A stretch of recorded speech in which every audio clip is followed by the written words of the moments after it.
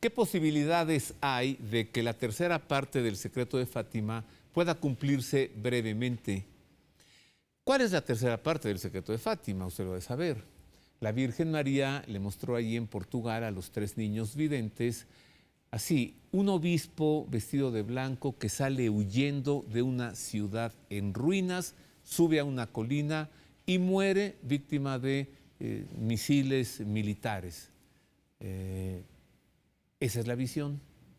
Evidentemente, pues un obispo vestido de blanco es el Papa y la ciudad en ruinas, pues es Roma, ¿no? ¿Qué posibilidades hay de que eso se cumpla en breve o dentro de varios siglos? Quédese, es el tema de hoy.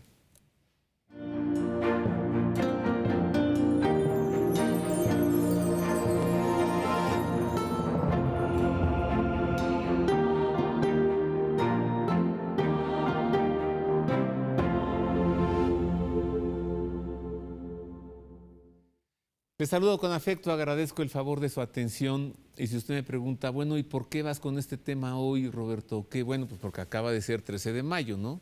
Cuando celebramos las apariciones de la Virgen en Fátima. Y también porque, evidentemente, el obispo vestido de blanco que huye de una ciudad en ruinas, Benedicto XVI, no fue. Y evidentemente Francisco tampoco. Será el actual o el que le suceda.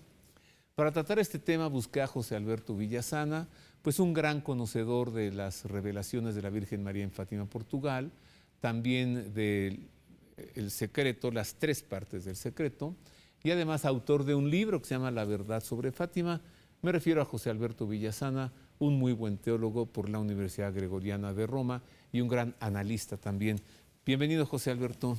Gracias, Roberto, por la invitación a tu programa. Invitado siempre. Un honor, gracias. El honor es para nosotros.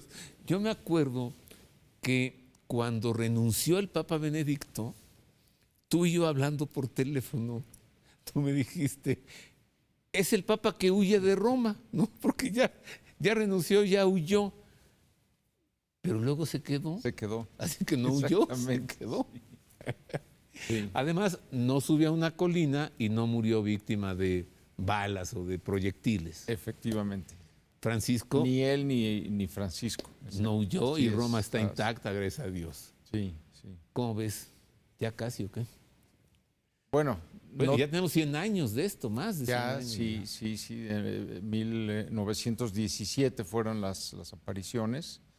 Y bueno, no tenemos una bola de cristal para saber cuándo se van a cumplir cada una de las cosas que están en ese así llamado secreto, ¿no? No las tenemos. Pero sí tenemos algunos datos para más o menos situarnos dentro de qué contexto histórico se da. Ajá. Así que efectivamente, estando nosotros en una situación internacional explosiva de guerra con Rusia, que es el tema de Ucrania y de toda la OTAN en contra de Rusia, podemos saber que esto pues está acercando cada día más, o sea, se está calentando el hornito, porque en la parte del tercer secreto de Fátima se refiere, dicho por Sor Lucía en otra ocasión, se refiere a Rusia como protagonista principal. Es decir, es Rusia la que invade Europa y por tanto Italia y el Vaticano, y es de suponer que en esa invasión de Rusia es cuando se da la huida del Papa de Roma, o al menos después de que sucede esa invasión. Yo veo a Vladimir Putin totalmente incapaz de tocar a Roma con el pétalo de una rosa. ¿Sería en tal caso su sucesor? ¿O suceden cosas que hace que Putin es decir, estalle? No necesariamente Rusia es la que llega hasta Italia, pero sí es, bueno, porque sabemos cómo está la situación geopolítica, que la amenaza que acompaña a Rusia es la de los países árabes, los países musulmanes del sur de Europa. Entonces, ahí es donde tenemos nosotros esa coyuntura, ¿no? O sea, no se dice que es Rusia la que causa la invasión, pero sí se dice que es en un contexto que podemos llamar de Tercera Guerra Mundial. Porque la Virgen le dice a Sor Lucía claramente, ¿no? O sea, le dice a los niños que si no se consagra Rusia al Inmaculado Corazón de María, claro, por parte del Papa, en unión con todos los obispos, Rusia esparcirá sus errores en el mundo. Y bueno, vemos cómo el comunismo, pues sí, desde 1917 ha ido tomando cada vez más países y más realidades hasta llegar a la dominación del marxismo cultural actual que tenemos, con todas las ideologías. Sí, que luego vino un pontífice como Juan Pablo II, que logró operar muy finamente con un presidente de los Estados Unidos como Ronald Reagan, la caída del comunismo en la Unión Soviética, en Polonia, su patria, el muro de Berlín que cae. Sí, pero Rusia está involucrada en los mensajes de Fátima desde un principio. Desde un principio. Que Rusia se consagre a mí. Que se consagre, que el Papa lo consagre en unión con los obispos de todo el mundo. Consagración que no se ha hecho todavía. Es decir, Pío XII hizo una consagración, pero la misma Sor Lucía, estando en vida, dijo que esa consagración no era válida, cosa que hizo enojar mucho al prosecretario de Estado Giovanni Battista Montini, y ocasiona que la cambie a Sor Lucía de España, en donde estaba, a Portugal, y que la ingrese forzadamente al Carmelo. ¿Para qué? Porque al ser un convento de clausura, nadie podía ya tener contacto con ella, que es lo que Montini quería evitar precisamente. Mira, pienso en el buen público que nos ve, que alguien no sepa tal vez muy bien.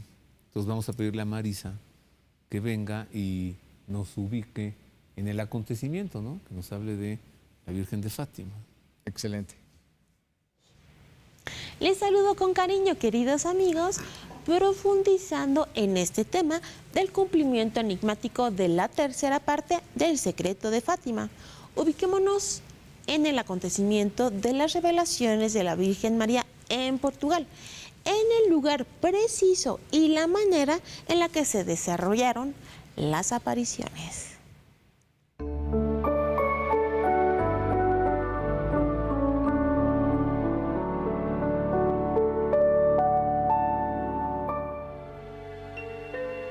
Entre el 13 de mayo y el 13 de octubre de 1917, a los hermanos Jacinta y Francisco Marto y a su prima Lucía dos Santos les fue concedido por el cielo el privilegio de ver a la Virgen María en 6 ocasiones en Cova de Iria, Portugal. A partir de aquellas experiencias sobrenaturales, los niños solo tuvieron la aspiración de rezar de acuerdo con la petición de la Virgen María. Antes de las apariciones de la Virgen, en 1916, se apareció a los niños un ángel que se identificó como el ángel de Portugal y les dijo: «No teman, yo soy el ángel de la paz, recen conmigo». Luego se arrodilló, doblándose hasta tocar el suelo con su frente y rezó: «Dios mío, yo creo, yo adoro y yo te amo. Te pido perdón por aquellos que no creen, no adoran, no confían y no te aman».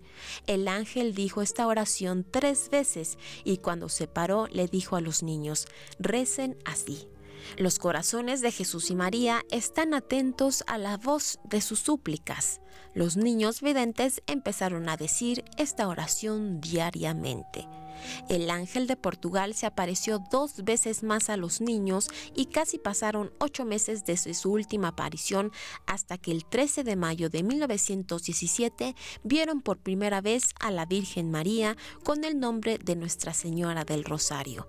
Se les apareció en 6 ocasiones en 1917 y una novena en 1920 solo a Lucía.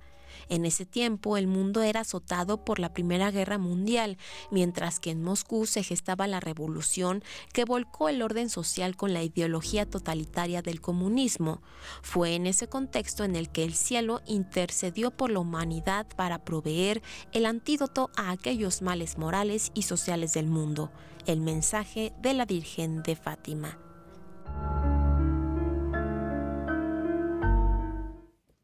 Bueno, ya nos ubicó Marisa, pues, el momento, el lugar, ¿no?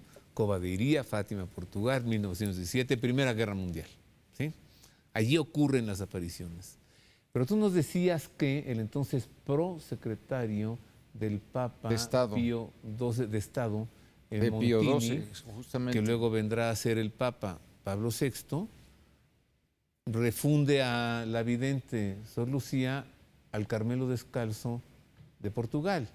Exacto, y allí pues queda sí, ya sellada con piedra y lodo, ¿no? Así es, porque Montini y otro grupo masón de la jerarquía eclesiástica no querían que se diera a conocer el secreto de Fátima. ¿Por qué?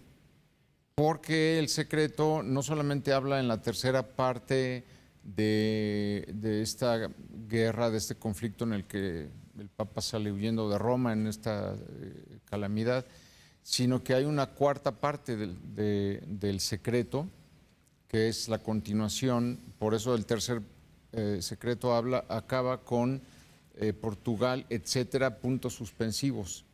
Porque hay una cuarta parte que Sor Lucía no pudo escribir cuando escribió que fue el 3 de enero del 44 por su salud, y hasta 6 días después puede escribir esta cuarta parte.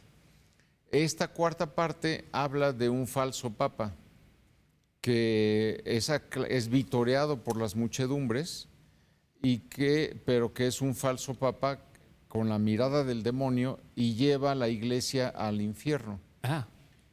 Obviamente este falso papa llega al papado por una secta, por la masonería. Influyente en el cónclave. Influyente en el cónclave y en todo lo que es la llegada, pues digamos, no canónica de este papa, de este falso papa. Entonces, por eso no quieren que se dé a conocer. Y el punto está en que en la revelación, porque Sor Lucía no solamente fue testigo con Jacinta y Francisco de las 6 revelaciones de mayo a octubre del 17.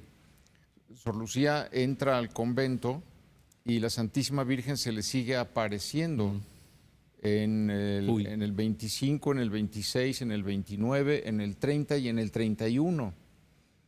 Se le aparece y es donde le va diciendo,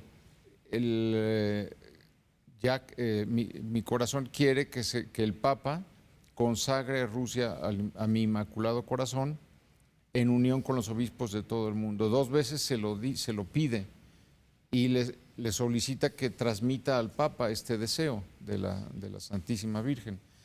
No lo hacen por este tema de que una parte del secreto habla de este falso papa, de esta secta que lleva al pontificado a un falso papa, que es vitoreado por las muchedumbres además. A ver, José Alberto, a ver. Todo esto fue revelado hace 100 años en promedio. Sí. 1907, pero luego los años posteriores en los que, como acabas de decir, que continúan, sí, ¿no? sí. ¿Tú crees que este papa falso, vitoreado por muchedumbres, que llega al pontificado por influencia de una secta que se inmiscuye en los asuntos y posiblemente en el cónclave de elección y todo, ¿tú crees que ese papa ya lo conocimos y ya se fue y ya murió? ¿O ha de venir? ¿O es el actual flamante? Todo esto me hace preguntarte, ¿estará próximo el cumplimiento de la tercera parte del secreto de Fátima? Hago una pausa. Digo, y es que hago una pausa para meterle emoción al tema. Y volvemos con esto y con más.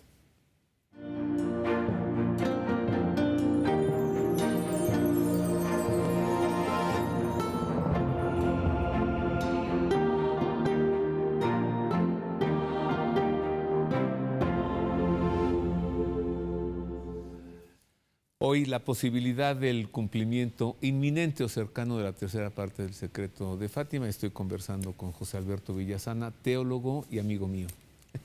José Alberto, entonces, ese falso papa, etcétera, ¿ya supimos quién es, o quién fue, o quién era? No, bueno. ¿O vendrá, o qué? Es difícil decir cuál es, porque no tenemos los datos de en qué momento sucede. Lo único que sabemos es que son papas distintos, el que sale huyendo de Roma y el que es un falso papa llevado por una secta y que es vitoreado por las muchedumbres y que lleva a la iglesia al infierno. ¿Cuál es primero? ¿El que huye o el falso? Esa es la pregunta. Esa es la pregunta. Bueno, pues hasta este momento ninguno ha huido. Ninguno ha huido. Todavía Benedicto fue al funeral de su hermano. Así es. ¿Pero regresó? Y regresó. Sí, por lo tanto no podemos decir que salió y menos huyendo, porque pues no hubo una situación de persecución o de guerra. Entonces... Y la ciudad no estaba destruida nunca. Y la ciudad no estaba destruida, claro. Ahora, el falso papa, o llamémoslo en palabras de San Francisco de Asís, el papa electo no canónicamente, pues si fue Francisco, tenemos que esperar a que la historia normalmente pasan siglos. 500 años, sí, por lo menos. En que la historia oficial del Vaticano llega a reconocer, por ejemplo, que un papa es un antipapa. Bueno, apenas hasta hace poco se sacaron a la luz las actas de los juicios contra los templarios, hombre. Exactamente. O sea, la historia, fue en las cruzadas. Sí. La historia vaticana se va abriendo muy lentamente, se va reconociendo muy lentamente, se tiene que ir estudiando y tiene que irse dando a conocer. Hoy día oficialmente reconocemos 35 antipapas en la historia de la Iglesia, pero hay la posibilidad de que haya 3 más, que son Juan XXIII, Pablo VI y Francisco. ¿Por qué? Bueno, aquí está el tema. O sea, existen ya varios libros históricos y esto pues ya es, digamos, la historia, por lo menos en 3 obras históricas importantes. Se habla, por ejemplo, de que en el cónclave del 58 salió electo el cardenal Giuseppe Siri. Incluso se sabe que aceptó el pontificado y que se puso por el nombre Gregorio XVII, si no me equivoco. O sea, se puso el nombre de papa e inmediatamente en la misma aula de elecciones lo obligaron a renunciar. ¿Sí? Giuseppe Siri, que había sido ya electo papa. Y entonces vuelven otra vez a hacer una votación y sale electo Juan XXIII. En el cónclave del año que fue cuando sale Pablo VI, vuelve otra vez a salir Giuseppe Siri electo papa y lo vuelven a obligar a renunciar. En alguna ocasión un periodista le preguntó a Giuseppe Siri si era cierto que él había sido electo papa. Y Siri contestó sí, en 2 ocasiones. No. ¿Qué cargo sostenía Giuseppe Siri en la prima volta? No tenía cargo no, era un en cardenal, el Vaticano. No, cargo curial, no. No. Era un cardenal de Milán. Okay. Pero era el más fuerte, digamos, candidato de los así llamados conservadores. No me gusta ese nombre, pero así es como más o menos lo clasifican hoy día, ¿no? Conservadores y liberales. Bueno, pues ya fueron canonizados, los canonizó Francisco, ¿no? Juan XXIII y Pablo VI. Así es. O sea que si esto sigue ya, pasado mañana canonizan a Francisco. Sin ningún problema. Y esto confirmará tu dicho. En cambio, Pío XII no. No, bueno, esto... Pío XII, pero ni beatificado, claro. ¿No? Claro. Ni siquiera se ha metido su causa. En un viaje que hizo Francisco, en el avión de regreso a Roma, un periodista le pregunta, oiga, ¿por qué a Juan XXIII, para su canonización, usted le disculpó el requisito de que hiciera 2 milagros? Porque Juan XXIII no hizo esos 2 milagros en ningún momento. Y Francisco quita ese requisito y lo hace y lo crea santo, lo canoniza, ¿no? O sea, Y pero le dijo al reportero, no es necesario. El periodista No le es dice, sí, no es necesario. ¿Cuál es el milagro? No es necesario. Exactamente. Y el periodista le dice, bueno, ¿y a Pío XII cuándo lo va usted a canonizar? Y entonces Francisco dice, no lo voy a canonizar porque no ha hecho ningún milagro. Es decir, O sea, juez y parte, ¿no? Sí, o sea, un criterio se le aplica a uno y otro criterio se le aplica a otros, ¿no? Para Juan XXIII nada. No es necesario, sí. que haya un segundo milagro, pero ni un primero ni nada. No, pero Pío XII, que no, fue si no hay milagro, entonces conservador, no hay milagro, entonces no se puede canonizar. A ver, vamos a pedirle a Marisa que vuelva otra vez para que nos hable del secreto, porque fíjate que hay una idea generalizada de decir el tercer secreto, o sea, como si hubiera un primero o un segundo, pero es uno solo, ¿no? Es uno solo en 3 partes. En 4 partes. Tú dices 4. A ver, que venga Marisa y que nos cuente, que nos platique. Durante la tercera aparición, en 1917, el 13 de julio, la Virgen dio a los 3 niños videntes un secreto al que se le conoce como el secreto de Fátima. Pero fue hasta agosto de 1941 cuando la vidente Lucía dos Santos mencionó por primera vez la división de este secreto en 3 partes. La primera es la visión del infierno y la designación del corazón inmaculado de María como el remedio supremo ofrecido por Dios a la humanidad para la salvación de las almas. La segunda es la profecía concerniente a una paz milagrosa que Dios desea otorgar al mundo a través de la consagración de Rusia al corazón inmaculado de María y la práctica de la comunión de los primeros 5 sábados de mes. La tercera parte fue transcrita por Sor Lucía el 3 de enero de 1944 y se mantuvo en secreto hasta el año 2000, cuando lo promulgó Juan Pablo II el 13 de mayo durante la beatificación de Jacinta y Francisco. El texto íntegro del tercer secreto de Fátima dice: después de las 2 partes que ya he expuesto, hemos visto al lado izquierdo de Nuestra Señora un poco más en lo alto a un ángel con una espada de fuego en la mano izquierda, centelleando en vitías llamas que parecía iban a incendiar el mundo, pero se apagaban al contacto con el esplendor que Nuestra Señora irradiaba con su mano derecha dirigida hacia él. El ángel, señalando la tierra con su mano derecha, dijo con voz fuerte: penitencia, penitencia, penitencia. Y vimos en una inmensa luz que es Dios, algo semejante a como se ven las personas en un espejo cuando pasan ante él, a un obispo vestido de blanco. Hemos tenido el presentimiento de que fuera el Santo Padre. También a otros obispos, sacerdotes, religiosos y religiosas subir una montaña empinada, en cuya cumbre había una gran cruz de maderos toscos como si fueran de alcornoque con la corteza.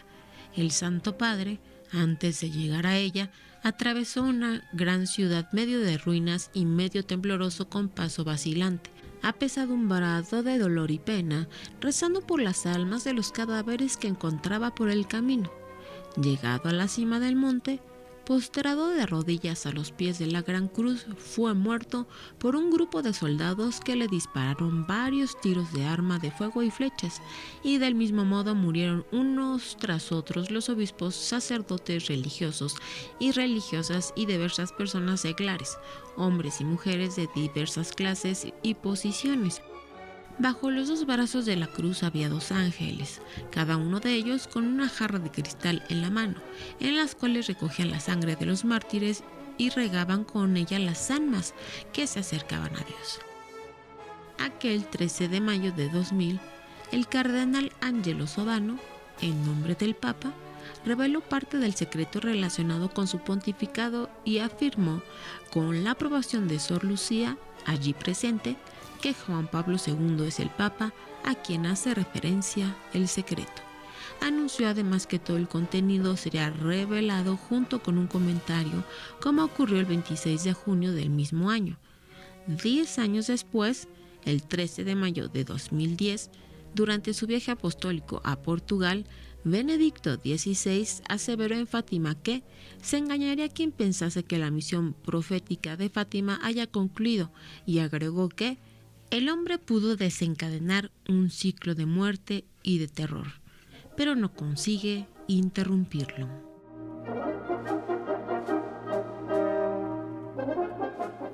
Fíjate, entonces, como decíamos, ¿no? Ya canonizados todos, excepto Pío XII. Bueno, y Juan Pablo I, ¿no? Que no les va a costar mucho trabajo revisar 33 días, digo. Claro. Creo que está introducida ya la causa de Juan Pablo I. De Juan Pablo I, sí. Hoy acaban de introducir la causa del arquitecto Gaudí, Antonio Gaudí. Así pero es. Pío XII, Pío XII no, si no hay milagros no se mueve ni un centímetro. Hasta que llegue un papa, llamemos conservador, sí, y claro. Entonces él sí comience mueva la canonización de Pío XII. Hombre, a Pío XII prácticamente lo canonizó el rabino jefe de Roma.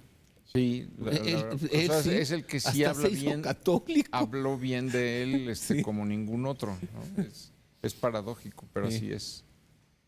Bueno, entonces, Albert, a ver, dices que hay una cuarta parte del secreto que es un papa inválido. Sí, ¿Sí? o sea, Pero el dos al mismo secreto, tiempo, o uno solito él, pero que es fake, Sí. o hay uno legítimo y otro no. El ¿O no lo secreto, dice así? como nos ha dicho Marisa, lo tienen los niños en la aparición que tuvo la Virgen el 13 de julio de 1917. Y entonces la Virgen pues levanta la mano y salen unas llamas de fuego, digamos unos rayos hacia la tierra se abre y entonces ahí comienza esta revelación que les pide no comenten a nadie. Son cuatro elementos. El primero, se abre la tierra y ven fuego ahí saliendo y almas que están ahí sufriendo, ¿no? Entonces la Virgen se cierra esta visión. La Virgen le dice, lo que acabáis de ver es el infierno a donde van los pobres pecadores, por los cuales hay que rezar mucho, sobre todo el rosario, hacer penitencia por ellos para que Dios los pueda salvar. Lo segundo es el anuncio de la guerra, es decir, les dice, si no se cumple esto que estoy pidiendo, habrá una guerra peor que la actual. Que es la primera. Y les dice en el pontificado de Pío XI, esto es muy importante porque los niños no podían tener la menor idea de que vendría un papa en el futuro que tomaría el nombre de Pío XI. Claro. Las revelaciones suceden bajo Benedicto XV. Entonces no podían saber que vendría una guerra peor que la actual, es decir, la primera guerra, bajo el pontificado de Pío XI. Y efectivamente, poquitos días antes de que muera Pío XI es cuando comienza la guerra, ¿no? Ya estaban los países ya para comenzar la guerra. Entonces, esta es la segunda parte, el aviso de una guerra peor que la primera. La tercera es la de la visión. Ok, pero la Virgen les mostraba una visión y luego les explicaba que habían visto. O sea, este fuego es el infierno. Así es. Luego, este mundo en guerra, pues es una guerra peor a esta. Una guerra peor que esta. Pero si se consagra Rusia, mi corazón, no habrá esta guerra. Y en la primera, si se reza el rosario, pues no van al infierno. Sí. Tercero, la tercera parte. La tercera parte. La ciudad en ruinas y el obispo que huye. La tercera parte ven este obispo huyendo de una ciudad en ruinas. La Virgen les habrá explicado. lógicamente, naturalmente, esto que vieron ustedes es... Sí, en ese caso la explicación la va dando según se va sucediendo la visión. Es decir, dicen ellos, vimos a un obispo vestido de blanco que teníamos el presentimiento que fuera el Papa. Es decir, ellos no tienen duda de que están viendo al Papa. Huir de una ciudad en ruinas, pues obviamente es Roma, que es donde el Papa vive. Y ahí no requiere ninguna explicación posterior, porque lo que están viendo lo van entendiendo. A ver, ¿sí? O cabe la posibilidad de que les haya dicho, esto que ven ustedes es la gran tribulación y es lo previo al retorno de mi hijo. La Virgen en esas revelaciones de Fátima no habla de ninguna gran tribulación. Simplemente habla en esta tercera parte, que es la visión del obispo que huye de Roma, en una ciudad en ruinas, se sobreentiende que es una guerra, ¿no? Ajá. El Papa tiene que huir, es perseguido y la ciudad de Roma está destruida. Y no les habrá dicho, y este obispo vestido de blanco que ustedes vieron es el Papa que viene después de Francisco, ¿no? No, O sea, simplemente este obispo huye de Roma y luego tienen otra visión pegada que es, dicen, vimos al Santo Padre subir una colina y ser muerto por flechas y balas. Entonces ahí hay una distinción entre el obispo de blanco que huye y el Santo Padre. ¿Se es el mismo o no? Nosotros suponemos que sí, pero ¿qué tal si son dos? O sea, suponemos dos papas que están en Roma. Yo siempre toda mi vida he pensado que es el mismo. Pero si dice un obispo pero, vestido de sí, blanco, suponemos que es el Papa. Pero estrictamente no lo sabemos. Exactamente, no, porque lo dice el Santo Padre, ahí sí. Exacto, es un obispo de blanco y uno que es el Santo Padre. Esta situación ya la tuvimos antes en Roma, con Benedicto XVI y con Francisco.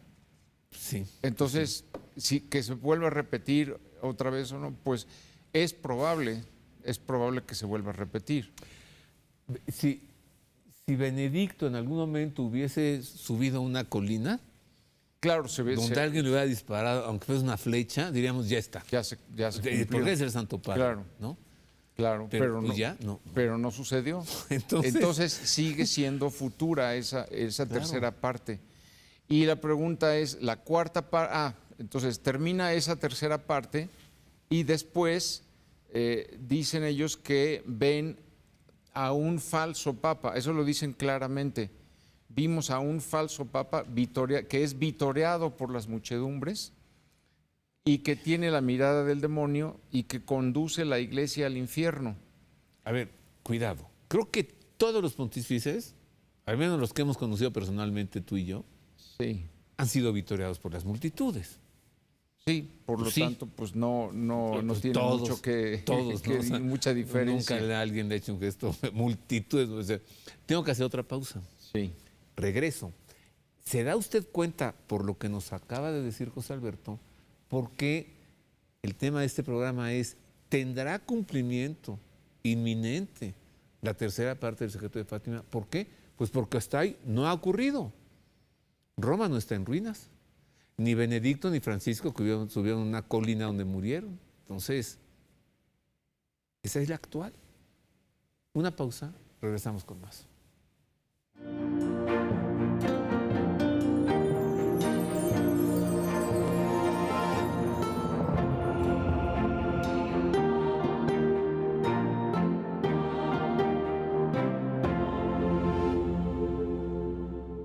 Y continuamos con este tema de la posibilidad del cumplimiento inminente o cercano o distante de esa visión que la Virgen María les presentó a los niños en Cova de Iría, Fátima, Portugal, la tercera parte del secreto de Fátima. Y estoy conversando con José Alberto Villasana. Conozco su sana doctrina, su sana teología, su gran conocimiento, pero también él es el autor de un libro, de un librazo, que se llama La verdad sobre Fátima, ¿no? Donde, por cierto, en ese libro das a conocer que no hubo solo una Lucía, pero ahorita nos dirás de eso, ¿no? Y un libro, perdón, que subí a mi sitio de internet y se puede leer gratuitamente completo. Ya estás completo. obsequiando el libro. Lo estoy obsequiando en mi sitio ultimostiempos.org. Entonces, como dice mi mamá, el remedio, el trapito, el frasquito y deténgamelo tantito. O sea, libro El abrazo de Fátima, gratuito para descargar. En el sitio ultimostiempos.org. Ahorita la producción lo mete en súper. Bueno, José Alberto, entonces, hay una cuarta parte del secreto, nos dices, ¿no? O sea, Es evidente. papa fake. Es evidente que hay una cuarta parte, la leyeron diversos cardenales, obispos eclesiásticos, y se mandó pues al secreto, ¿no? Ahora sí que nunca he dicho. Pero apareció, sin que la gente lo notara, publicado en internet en el año 2010 en un sitio que se llama Tradition in Action, que es un sitio en el que colaboran teólogos, sacerdotes cercanos a Benedicto XVI. Entonces, es evidente que esa cuarta parte que sale fotografiada con la huella dactilar de Lucía fue subida a internet, fue publicada por órdenes de Benedicto XVI en el año 2010. Esa parte, y el Vaticano no mencionó absolutamente nada de esa publicación, nadie ha mencionado nada, pero ahí está, yo la publico en el libro, pero está ahí en internet, puedes ver esa cuarta parte, que Sor Lucía no pudo escribir con las 3 anteriores, que están en su diario. Esta es una hoja aparte que escribió 6 días después por la enfermedad que tenía. Y esa parte no necesita tampoco mucha explicación de la Santísima Virgen, porque los niños claramente dicen: vimos a un falso papa con la mirada del demonio, vitoreado por las multitudes, que conduce la iglesia al infierno, y dice, y por esta razón la piedra angular del sepulcro de Pedro será trasladado a Fátima, a Portugal. Es decir, la autoridad... La sede apostólica. La sede apostólica, sí. Porque en Roma ya no se conserva la fe, en cambio en Portugal sí se conservará la fe. Eso es lo que dice, y la Virgen concluye esa visión que los niños entienden perfectamente, concluye diciendo: lo que acabáis de ver es la apostasía que sale del vértice de la iglesia. Bueno, ¿tú qué entiendes por un papa falso que tiene mirada de demonio? ¿Cómo? Tiene la mirada del demonio. ¿Qué se entiende eso? Como la mirada del demonio. Pues se entiende primero un falso papa, es decir, un antipapa, es decir, alguien que no fue electo canónicamente y que persigue los fines, pues digamos, de los enemigos de la iglesia, ¿no? Que es destruir la fe. No defiende la fe, por lo menos no la fe del evangelio y de la tradición, sino que defiende una fe adaptada al mundo, una fe distinta. Entonces, en esta defensa de esa falsa iglesia, pues es la que la Virgen les dice: acabáis de ver la apostasía dentro de la iglesia. Pero entonces, la sede apostólica es trasladada a Portugal para que allí haya un papa. Exactamente. Y mientras tanto, el otro, con mirada de demonio, seguiría pontificando en Roma. ¿Okay? Claro. Y hay otra cosa importante. Después de que ellos tienen esta visión del falso papa, la Virgen les dice: este mensaje, es decir, todo el mensaje, o sea, las 4 partes, tienen que ser publicadas en el pontificado de Pío XII. No, bueno. O sea, ¿cómo es que los niños pudieron en 1917 saber que habría un papa que es Pío XI y Pío XII? Y luego les dice: y durante el pontificado de Juan Pablo II, ¿Ah, sí? Sí, la piedra de la autoridad doctrinal de Roma, la piedra del sepulcro de Pedro, será trasladada a Fátima. Y efectivamente, en el año 2000, el Papa Juan Pablo II mandó que una parte de la piedra del sepulcro de San Pedro fuera llevada a Fátima, donde está actualmente. Pero así que eso ya sucedió ya entonces. sucedió, pero esa parte la parte del sepulcro de Pedro llevada a Fátima, aunque es física, tiene un significado doctrinal y espiritual mucho más grande, que es la fe. Sí, lo que te decía hace uno. ¿Qué? ¿Nos queda un minuto? Ya se nos fue el programa. A ver, pero entonces dinos en un minuto, aunque sea una palabra sobre Lucía, porque pues como tenía que dar a conocer el obispo, ¿no? Claro, ese es el gran problema, secreto que a su muerte.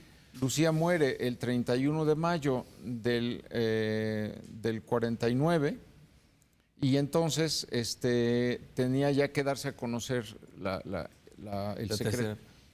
Pero para que esto no sucediera, por temor de la masonería eclesiástica, ocultan la muerte de Lucía y crean a una Lucía impostora. Totalmente diferente. Totalmente diferente. Hombre, se hubieran buscado una más o menos como su hermanita.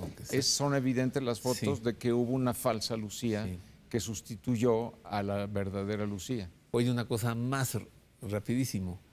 ¿Tú qué dices de la explicación que se dio en el 2000 diciendo que la tercera parte del secreto de Fátima había sido el atentado contra Juan Pablo II en 1979? No, bueno, o sea, es una falsa descripción del secreto, o sea, es una falsa interpretación. Y el mismo Benedicto XVI, posteriormente a eso que declaró el cardenal Angelo Sodano, dijo, bien puede ser que el tercer secreto se refiera a un acontecimiento futuro de la Iglesia, no el que se dio a conocer, que supuestamente es el atentado del 81. No ha perdido vigencia. No ha perdido vigencia. Del 81, es un acontecimiento futuro de la Iglesia. Además, cuando el atentado a Juan Pablo II, el 13 de mayo, ¿no? Del 81. Ni iba huyendo de Roma, ni subió a una colina, ni murió víctima de proyectiles militares. Claro. O sea, lo mejor de todo, no murió. No murió. O sea, ese no era. No era. Y la conclusión es que no se ha cumplido ni la tercera ni la cuarta parte del famoso secreto de Fátima. ¿Piensas que falte poco o que falte mucho? Pues como te decía yo, no tenemos bola de cristal para saber, pero pues los acontecimientos con Rusia, que es la protagonista del secreto de Fátima, pues está cada vez más involucrada en un conflicto europeo y mundial cada vez más evidente. Bueno, ¿piensas que nosotros, así en nuestra juventud actual, nosotros veamos el cumplimiento? Sin duda. Eso sí. Es esta generación, porque por otras revelaciones, es la generación del 48, es decir, la generación del resurgimiento de Israel en Palestina. Y de esa generación todavía quedan abuelitos que están viviendo, y por eso Jesús les dijo en el Evangelio, en verdad os digo que no pasará esta generación hasta que todo esto se cumpla. ¿Cuál generación? La el reverdecer de la higuera que Jesús narra anteriormente. Que es el retorno de Israel a Palestina. Bueno, ya no hay tiempo. ¿Por qué no regresas? Pues, bien. Pero esto que acabas de decir nos tiene que como que llevar de la mano un profeta de nombre Daniel. Claro. ¿O no? Que es el primer profeta del género apocalíptico. ¿Regresas y nos hablas de Daniel? Claro, con mucho gusto. Si me invitas. No, pues invitado siempre. Y de esa higuera que de pronto sus ramas otra vez se ponen, pues Israel es que Israel, regresa, ¿no? Claro. Ya nos vamos rapidísimo. Gracias por su atención. Dios le guarde. Gracias.